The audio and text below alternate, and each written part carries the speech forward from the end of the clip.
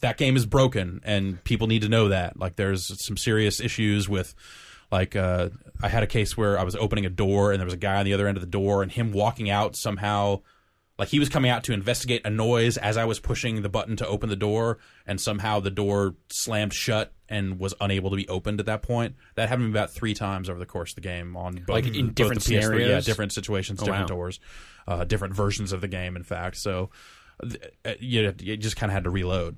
And because I was like a mission critical, got to go through this door this to is progress. the door that I need to get through, and I can no longer open it because the scripting or like some aspect of it broke. Janky. Sloppy, very Janky. Like I very nearly used the word janky in that review. I was like, are we at a point where that's, as a professional reviewologist, can I like drop the word janky without just seeming like a lunatic?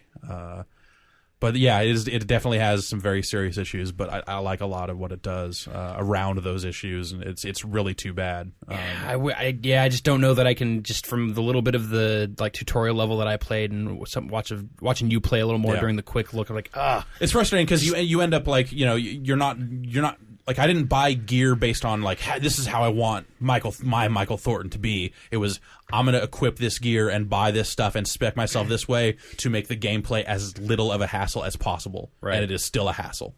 So just it seems like zero investment in the Michael Thornton character then, if you don't really care about that shit. Well, the dialogue ends up shaping the way he reacts to people and ends up kind of shaping, his fate at the end of the game. So you still get that aspect of it, but in terms of just like, how you're going to spec him out, is he going to be a military man that shoots first and asks questions later? Or is he going to be the suave, smooth talker? Like, all that stuff ends up being in the cutscene dialogue and all that. None of it comes through in the way you actually play the game.